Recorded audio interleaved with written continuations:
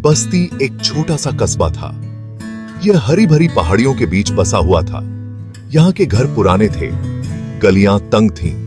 बस्ती का जीवन धीमा और शांत था। बस्ती के बीचों बीच आर्यन के दादा दादी रहते थे। उनका घर बहुत पुराना था। यह गहरे रंग की लकड़ी से बना था और इसकी छत ढलान वाली थी।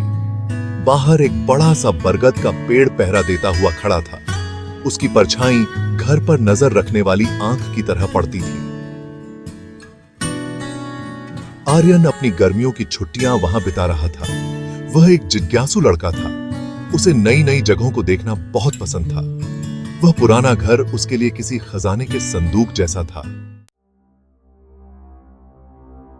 एक दिन दोपहर को आर्यन ने अटारी देखने का फैसला किया। अटारी अंधेरी और धूल भरी थी। हर कोने में मकड़ियों के जाले लगे हुए थे। हवा में पुरानी चीजों की गंध भरी हुई थी। आर्यन सावधानी से आगे बढ़ा। उसने पुराने कपड़ों का ढेर हटाया। मंद रोशनी में कुछ चमका। यह एक गुड़िया थी। यह एक लकड़ी के बक्से के अंदर पड़ी थी। गुड़िया बहुत सुंदर थी। उसके गुलाबी गाल और नीली आंखें थीं जो चमकती हुई लग रही थीं। उसकी पोशाक फीकी थी लेकिन सुंदर थी। आर्यन मंत्रमुग्ध था। उसने गुड़िया को ध्यान से उठाया और अपने कमरे में ले आया। ये थी। उस रात आर्यन को नींद नहीं आई। वह गुड़िया के बारे में सोचता रहा। उसने इसे अपने बैग से निकाला। जैसे ही चांदनी गुड़िया पर पड़ी, उसकी आंखें खुल गईं। नमस्ते, गुड़िया बोली। उसकी आवाज धीमी और प्यारी थी। आर्यन चौंक गया। उसे अपने कानों पर विश्वास नहीं हुआ। गुड़िया बोल रही थी। वह बिस्तर से कूद गया। वह अपने दादा दादी को बुलाने के लिए दरवाजे की तरफ भागा, लेकिन कुछ उसे रोक रहा था।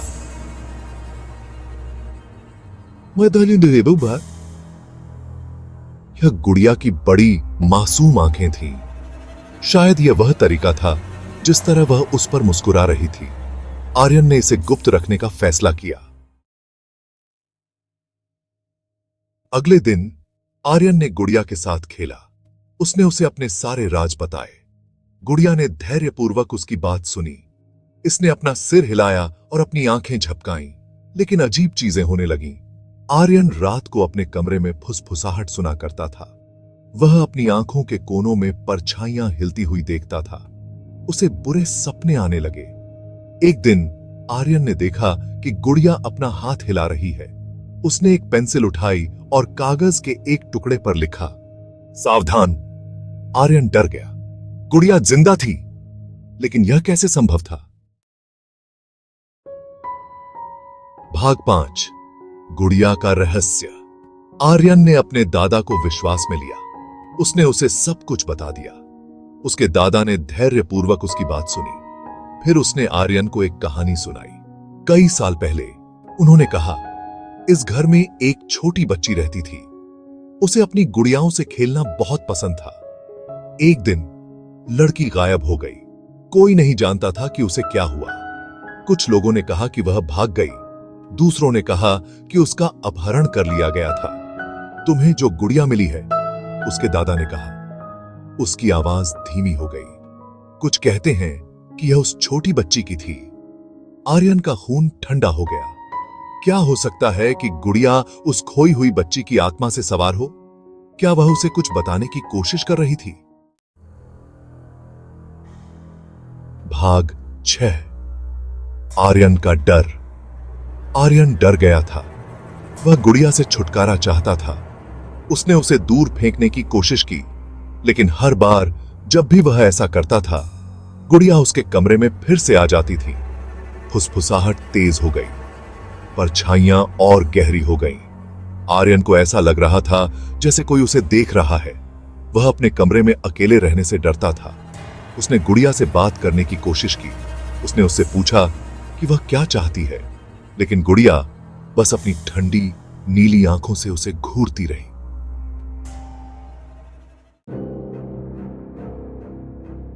भाग 7, संघर्ष। एक रात आर्यन एक बुरे सपने से जाग गया। उसने देखा कि गुड़िया उसके बिस्तर के ऊपर खड़ी है। उसकी आंखें लाल चमक रही थीं। वह एक चाकू पकड़े हुई थी। आर्यन चिल्लाया। वह बिस्तर से कूद गया और अपने कमरे से बाहर भाग गया। उसने अपने दादा दादी का दरवाजा पीटा। उसके दादा दादी कमरे में दौड़े आए। उन्होंने देखा कि आर्यन कोने में दुबका हुआ है। उन्होंने कमरे में इधर उधर देखा, लेकिन कुछ नहीं मिला। गुड़िया चली गई थी। भाग 8। एक अजीब और गरीब गुमशुदगी। अगले दिन आर्यन के दादा दादी ने पूरे घर में खोजबीन की। उन्होंने हर जगह देखा, लेकिन गुड़िया कहीं नहीं मिली। आर्यन ने राहत की सांस ली, लेकिन यह ज्यादा देर तक नहीं टिकी। उस रात आर्यन गायब हो गया। उसके दादा दादी ने उसे हर जगह ढूंढा। उन्होंने पुलिस को बुला लिया। पूरे शहर ने खोजबीन में मदद की, लेकिन आर्यन चला गया था। दिन हफ्तों में बदल गए। आर्यन के लापता होने का रहस्य गहराता गया। शहरवासी शापित गुड़िया और लापता लड़की के बारे में फुसफुसाते थे। अब कोई भी उस पुराने घर के पास जाने की हिम्मत नहीं करता था। भाग 9। नई गुड़िया। एक दिन आर्यन के दादा अटारी में वापस गए। वह एक आखिरी बार जांचना चाहता था। जैसे ही उसने उस पुराने संदूक को हटाया, उसने कुछ ऐसा देखा जिससे उसकी रूह कांप गई। वहां संदूक के अंदर एक नई गुड़िया पड़ी थी। उसने ऐसे कपड़े पहने थे जो बिल्कुल आर्यन जैसे दिखते थे। उसके गुलाबी गाल, नीली आंखें और एक प्यारी सी मुस्कान थी। आर्यन के दादा डर के मारे पीछे हट गए। वह डूबते हुए दिल से जानता था कि यह गुड़िया सिर्फ एक खिलौना नहीं है, यह एक चेतावनी थी।